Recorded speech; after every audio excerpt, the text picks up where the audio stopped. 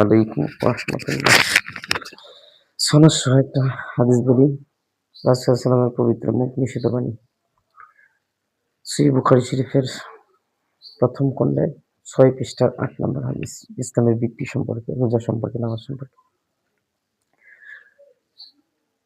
কিতাবের অধ্যায়ের নাম হলো কিতাবুস ঈমান, কিতাবুল ঈমান, ঈমান অধ্যায়ের ২ নম্বর অধ্যায়ের পরিচ্ছেদ নাম্বার হলো ১, বুনিয়াল ইসলাম আলা খামস।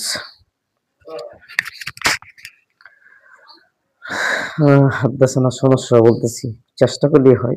কিছু সংখ্যক মানুষ বলে আলিয়া কালিয়া, এটা বলা কিন্তু গুনার কাজ। জান্নাতুল আলিয়া, জান্নাতের নামই আলিয়া, এমন বলা যাবে না। চেষ্টা করলেই হয়, মানজাত হওয়া যাবে, কিন্তু সবাই পারবে, চেষ্টা করতে হবে, তবে উস্তাদ থাকতে হবে। হাদিসের সনদ সহ বলতেছি।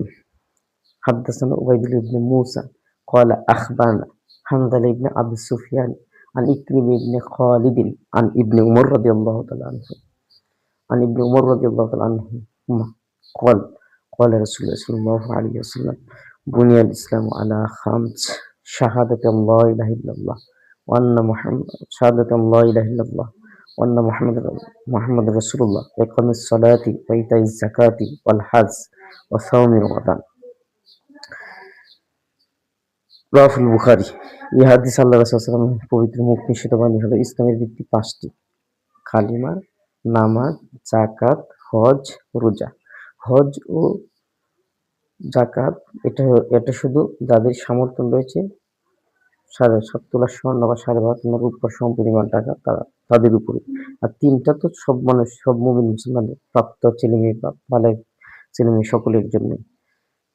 নামাজ, রোজা 3টা আবশ্যকীয় বিষয়।